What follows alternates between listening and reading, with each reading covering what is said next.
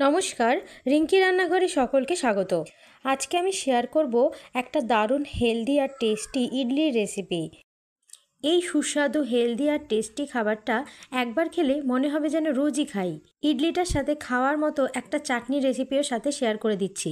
এই ব্রেকফাস্টের রেসিপিটার মধ্যে থাকবে অনেক রকম সবজি। বাচ্চারা সবজি খেতে না চাইলেও এই ইডলিটা খেলে অনেকটা সবজি কিন্তু খাবে। অনেকের ঘরেই দেখা যায় যে বাচ্চা থেকে বড়রা মায়েদের কাছে নতুন রেসিপি ডিমান্ড করে। প্রতিদিনই এক ধরনের রুটি তরকারি পরোটা খেতে কেউ চায় না। এটা আপনারা বানিয়ে ফেলতে পারেন খুব তাড়াতাড়ি। এটা বানাতে লাগছে 2 কাপ মতন ওটস। আমি কাপ মাপ নিয়ে ছোট বাটির মধ্যে ওটসগুলো রেখেছি। লাগবে অর্ধেক কাপ সুজি এবং টক দই। হাফ কাপ টক দই যথেষ্ট।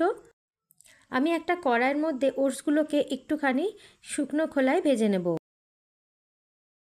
একদম কম আঁচে 2-3 মিনিটের জন্য একটু গরম করে নেব এবং এই ওটসটাকে একটু ঠান্ডা করে মিক্সারে একটু ব্লেন্ড করে নেব এবং একদম গুঁড়ো করে নেব। যেরমভাবে আমরা সুজির ইডলি তৈরি করি অনেকটা একই পদ্ধতি, শুধু মিশবে অনেকটা পরিমাণে ওটস এবং সাথে কিছু সবজি। সবজির মধ্যে নিয়েছি একটা ছোট গাজর, মটরশুঁটি, ধনেপাতা কুচি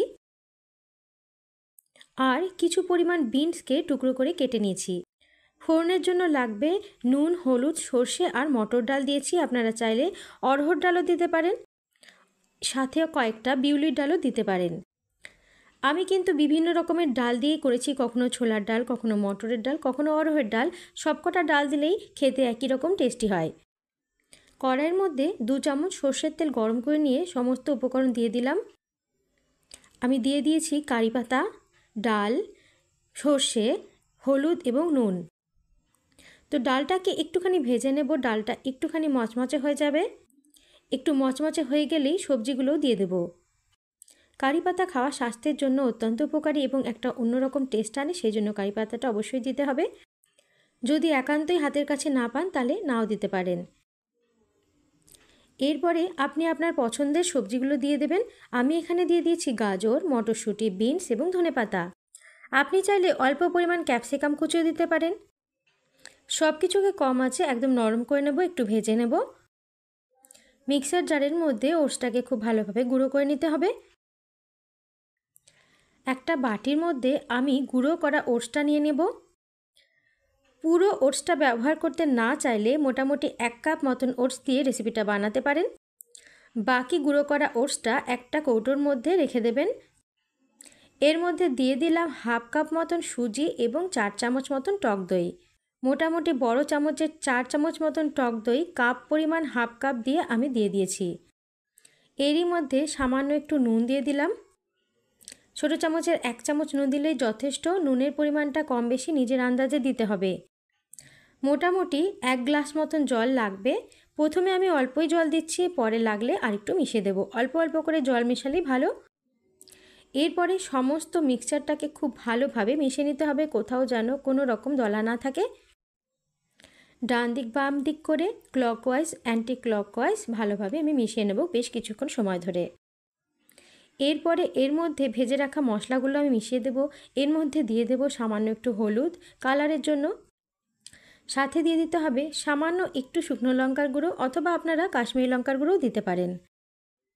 যেহেতু আমি খুব একটা ঝাল বানাতে চাইছি না, সেই জন্য আপনারা কাশ্মীরি লঙ্কার গুঁড়োটা ব্যবহার করতে পারেন। এখন আমি সমস্ত ভাজা মশলাটা মানে ভাজা সবজিটা দিয়ে দিচ্ছি। শীতকালীন সবজি দিয়ে সবথেকে বেশি রেসিপি কিন্তু বানানো যায়।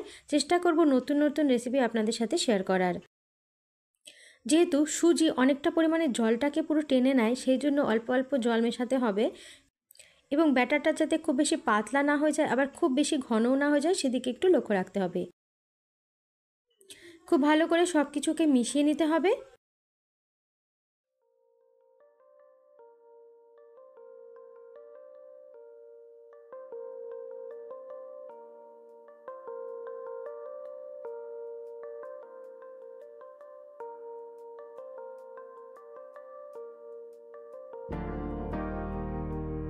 আমি সামান্য একটু খাওয়ার সোডা মিশিয়ে দিয়েছি। আপনারা চাইলে ইনো দিতে পারেন। ইনোর প্যাকেটটা কেটে প্যাকেট থেকে ইনো বের করে একটা ছোট বাটির মধ্যে জল নিয়ে পুরো ইনোটাকে মিশিয়ে এই মিশ্রণের মধ্যে দিয়ে দিতে হবে। অনেক বেশি সফট হয়, ফ্লাফি একটা ভাব আসে, ভেতর অবধি খুবই একটা সফটনেস বজায় থাকে, সেই জন্য ইনোটা ব্যবহার করা হয়ে থাকে।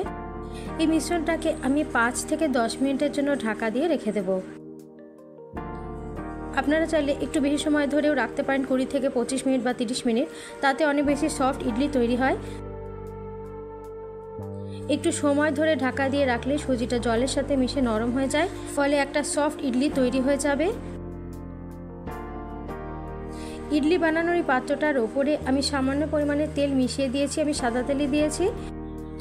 এর মধ্যে আমি ছোট চামচের 1 থেকে 1.5 চামচ মতন ইডলির মিশ্রণটা দিয়ে দিলাম। সবকটাকে একইভাবে ইডলিতে ভরিয়ে দেব।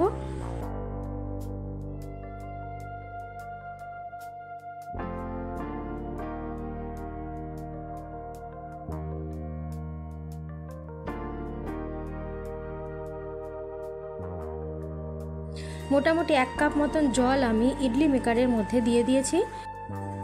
আমি খাওয়ার জল এখানে ব্যবহার করেছি। মোটামুটি কম আঁচে 20 মিনিটের জন্য বসিয়ে রাখতে হবে। 20 মিনিট হয়ে গেলে যদি জল শেষ হয়ে যায়, আপনি একটু চেক করে দেখবেন কোনো একটা স্পুনের মাধ্যমে যে ইডলিটা হয়েছে কিনা। চাটনি বানানোর জন্য আমি নিয়েছি 1 কাপ মতন বাদাম, কাঁচা লঙ্কা, ধনেপাতা, একটা ছোট টমেটো। চাটনির স্বাদটাকে বাড়ানোর জন্য বেশ কিছু রসুনের কুচি আমি এর মধ্যে মিশিয়ে দিয়েছি। তার মধ্যে মিশিয়ে দিতে হবে সামান্য একটু নুন আর 2 চামচ মতন টক দই। আমি যেই পরিমাণ উপকরণ দিয়ে চাটনিটা করছি, আপনারাও ঠিক এই পরিমাণ উপকরণ দিয়ে একবার এই চাটনিটা বানিয়ে দেখবেন, খুব টেস্টি হয়। বাদামের খোসা ছাড়াতে অনেক সময় লেগে যায়, সেই জন্য বাদামের খোসা সমেত দিয়েছি। আপনারা চাইলে শুকনো খোলায় বাদামটাকে ভেজে নিয়ে খোসাটাকে ছাড়িয়ে নিতে পারেন। 20 থেকে 25 মিনিট পরে আমি গরম গরম ইডলিটা নামিয়ে নিচ্ছি। খুবই গরম ছিল, চামচের ঠিক পিছনটা দিয়ে আমি আস্তে আস্তে করে ইডলিগুলো নামিয়ে নেব। একটা প্লেটের মধ্যে সাজিয়ে নিতে হবে এবং চাটনি সহযোগে এটা পরিবেশন করতে হবে। গরম গরম খেতেই কিন্তু খুব ভালো লাগে, খুব বেশি ঝালও হয় না। আপনারা অবশ্যই একবার ট্রাই করবেন, খুব ভালো লাগে, খুব হেলদি এবং টেস্টি একটা ব্রেকফাস্ট। ওটস সুগারকে নিয়ন্ত্রণ করে, সম্পূর্ণ ভিটামিনে ভর্তি একটা খাবার, ত্বকের উজ্জ্বলতা বাড়ায়, কোষ্ঠকাঠিন্য দূর করে, খুব পুষ্টিকর একটা খাবার। সেই জন্য ওটস দিয়ে এই ধরনের খাবার আপনারা মাঝে মধ্যে বানিয়ে ফেলতে পারেন। এমনকি ওটস কোলেস্টেরল এবং ব্লাড প্রেশারকেও কিন্তু কন্ট্রোল রাখে। শুধুমাত্র বড়রা না, ছোট বাচ্চাদের জন্য কিন্তু এটা একটা দারুণ খাবার। বাচ্চাদের স্কুলের টিফিনেও আপনারা এইরকম ধরনের ওটসের রেসিপি বানিয়ে দিতে পারেন। দেখবেন টিফিন বক্স একদম খালি করে নিয়ে এসেছে। খুব কম সময়ে তৈরি হয়ে গেল ওটসের ইডলি। অবশ্যই বাড়িতে একবার ট্রাই করবেন এবং আমাকে কমেন্ট করে জানাবেন। সকলকে নমস্কার এবং টাটা জানিয়ে আমি বাকি টিফিনটাকে কমপ্লিট করে আসছি। নতুন কোনো রান্না নিয়ে আবার আসবো।